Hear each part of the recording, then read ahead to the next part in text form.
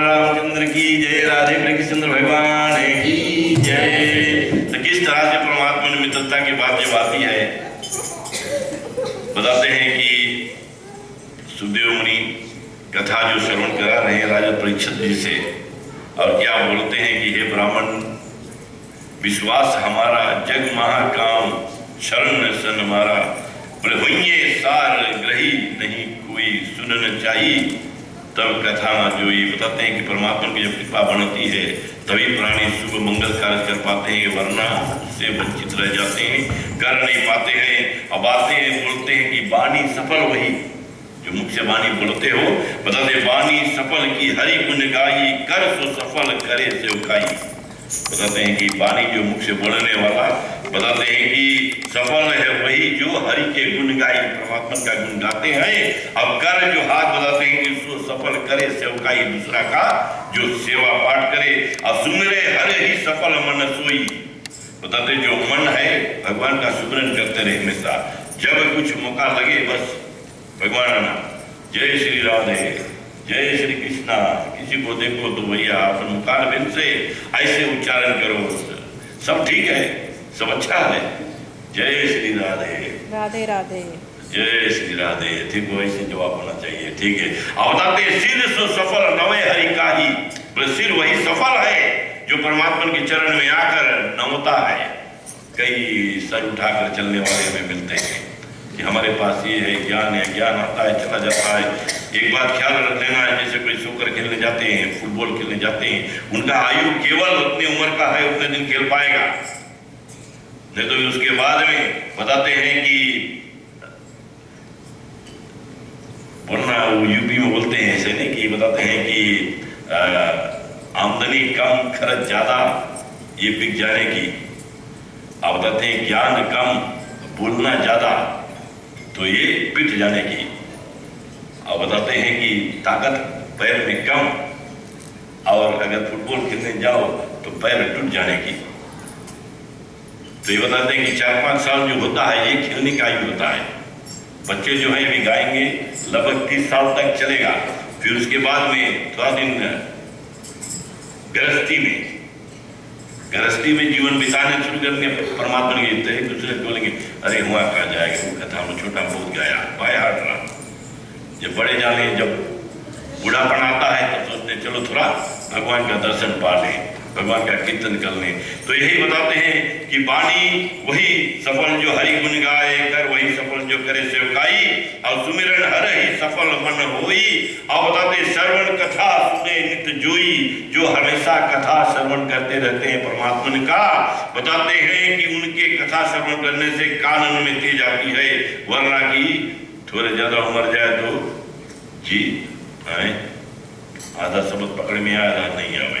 तो इसमें आगे बताते हैं कि सिरसो सफल नवे हरि काही, दिग जो लीन की दर्शन माही, हरि युक्त भक्तन चरणोदक जो, सेवत करत सफल है तन सो। बताते हैं परमात्मा का चरणोदक जो ले ले, चरणामृत जो ले ले। अब लेने की भी भाव होती है, कई लोग हम देखते हैं कि हाथ ऐसे करके ले लेते हैं, आधा गिरता आधा ये, इसका मतलब तू निरादर कर रहे हो प्रसाद का, कि कुछ गिरे नहीं हाथ से, जब मिला है सब मिल जाए। और फिर कटोरी बना लो भैया, और जो बांटने वाला भी होता है वो चम्मच से जब चला कर दे तो दूसरे के हाथ में छुआना नहीं चाहिए, ऊपर से गिरा दो कि दूसरे के हाथ का मैल तीसरा के पास ना पहुंचे। ये सब सुविधा जो है आज बताना नहीं चाहिए, आप लोग सब होशियार लोग हो, फिर भी ज्ञान स्वरूप बताते हैं कि क्या करना चाहिए। बोले सुत मुनि ने समुझाई, जब इमी प्रसन्न कियो नृपराई, तब हरि ध्यान मगन होए मुनिवर, बोले यही विधि वचन मनोहर। और क्या वचन बताते हैं कि हे राजन हरि मित्र एक, कि भगवान का एक मित्र थे, उसके बारे में थोड़ा कथा बता दो। बोले हे राजन हरि मित्र एक, दिवज ब्रह्म यज्ञ महान, इंद्र जित अरु शांत चित, विद्या बुद्धि निधान, राधे प्रिय कृष्ण चंद्र की जय। और यहाँ शब्द का ख्याल रखना, जो मैं पढ़ रहा हूँ ध्यान करना। बोले करत गृहस्थ धर्म का पालन, प्राप्त ही मही बितावत जीवन, गृहस्थ जीवन पालन कर रहे हैं। और बताते हैं कि अपने जीवन जो है उसी में व्यतीत कर रहे हैं जो कुछ है। और फिर बताए दुर्बल तेही सरिस तेही नारी, उनके पत्नी जो है बड़ी दुर्बलता से घर में रह रही, फाटे पट बिन अन्न दुखारी, फाटे कपड़ा है और कुछ अन्न नहीं घर में है, और उससे अन्न का दुख है। और बताते खान पान का दुख। एक दिन सोई सती निर्पराई, अपने पति से बताते हैं कि राजा कृष्ण जी के बारे में, और बताते हैं कि द्वारकाधीश के बारे में, एक दिन सोई सती निर्पराई, निर्धनता सने अति दुख पाई, और कुमलाही मुख कापने आई, कुमलाकर अब उसमें कुछ रहा नहीं गया।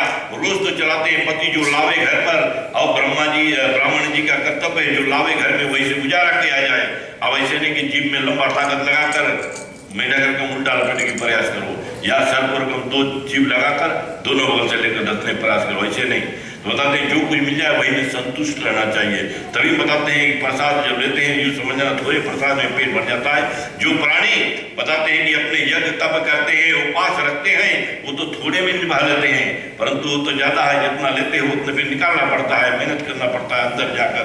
तो यहाँ पर बताते हैं कि ये पत्नी जो है, और बताते हैं कि दुर्बलता हो गई, कुमला गई, उसका ओठ कांपने लगे, और पति सन कहने लागी सिर नाए सिर नवाकर। अब बताते हैं जो पत्नियां होते हैं अपने पत्नी से सिर उठाकर बात करते हैं, तो बताते हैं कि नरक का दरवाजा पे खटखटा रहे हैं, दरवाजा आपने ख्याल रखना कि कब हम अंदर आ जाए।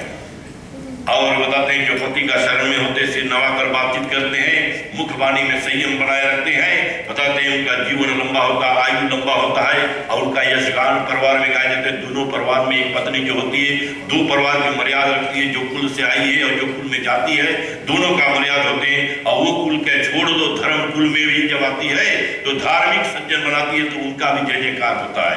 ख्याल रखना चाहिए जैसे भी रूप में हो। और यहाँ पर बताते हैं कि प्रभु प्रत्यक्ष रमापति जोई, ब्राह्मण भक्त न संशय कोई, शरणागत वत्सल यदुराई, दिन सन बदित तुम्हारे बिताई। यहाँ पर याद दिलाते हैं अपने पति देव को कि तुम जाओ और अपने मित्र के साथ मित्रता बढ़ाओ, और उनके शरण में जब तुम जाओगे, और हमारे द्वारकाधीश जो है कृष्ण कन्हैया लाल जो है सभी को बताते हैं सुख सुख देने वाले हैं। और इसलिए बताते हैं भगवान आप जल्दी ही उन सज्जनों के शरण देने वाले और भगवान तक पहुंचे।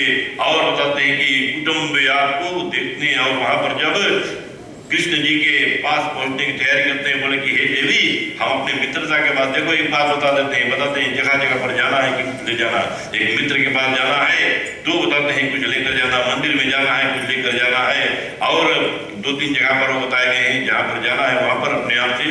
तो मित्र के पास जब जाते हैं बताते हैं कुछ लेकर जाए तो घर में तो कुछ है नहीं, और अभी तक तो जो कुछ चल रहा था तो उनके पत्नी जो उनका नाम सुशीला था, और सुशीला क्या करती है पड़ोसी में जाती है और वहाँ पर थोड़ा थोड़ा अन्न बटोर कर लाती है, अपने एक साड़ी के किनारे बांध कर पति को दे देते हैं, ये तुम ले जाना, और परमात्मा इससे प्रसन्न हो जाते हैं। प्रसन्न बताते हैं क्यों? भगवान हमारे भाव के भूखे नहीं है, ये बड़ा थाली में आप पजरी बना दो खूब और यहाँ से थोड़े खावा याद आ जाएगा, फिर चिड़िया को खावा कोई लाभ नहीं। तो इतने पकाओ जो चाट कर आदमियाँ खाए, मन भर के खाए, और बताते बड़ा स्वाद है। तो बताते यही थोड़ा से चावल लेकर गए और कृष्ण भगवान के निकट जैसे पहुंचते हैं दरबार के, और द्वारका नजदीक जैसे पहुंचते हैं, और क्या होते हैं वहां पर राह पूछते हैं, और भगवान की कृपा जब उनके ऊपर दृष्टि डालते हैं तो थोड़ा ही देर में कृष्ण भगवान के निकट पहुंच जाते हैं। तो द्वारकाधीश के निकट जब जाते हैं तो द्वारपाल जो होते हैं वहां पर कृष्ण जी को देखते हैं, सुदामा जी को देखते हैं, बोलते थे ये कौन भिखारी आ गया हमारे दरबार में, और अपने आप को कहता है कि हम भगवान के मित्र हैं। बोले ऐसा कोई तो हम सुना नहीं आज तक के, और तब थोड़ा बताए बातचीत, बोले हमारे बालपना का मित्र हैं, और फिर उनको जब दर्शन दिलाते हैं बताते हैं तो कृष्ण जी ऊपर अपने रुक्मणी की कथा थोड़ा इसीलिए लाया था कि रुक्मणी के साथ में अब गद्दी पर जो बैठे हैं वहां से दौड़कर उतर कर नीचे आते हैं, और नीचे आकर देखते हैं अपने मित्र को, तो असुरा का धार उनके बहने लगते हैं और अपने आप स्थान देते हैं जहां पर वो बैठे थे वहां पर बैठा कर, अब बताते हैं कि गंगोदक चरण धोते हैं, और चरण धोकर और फिर क्या होता है चरण झुलाकर फिर बताते हैं क्या है उनका पान करते हैं, और बताते हैं कई जगह कथा में संतों ने बताया कि उनका आंसू का आंसुदा जो बह रहा था उन्हीं से वो सुदामा जी का चरण धुलाए हैं, और फिर उसको चरणामृत लेकर अपने आप को ग्रहण करें कि हमारा जीवन शुद्ध हो गया।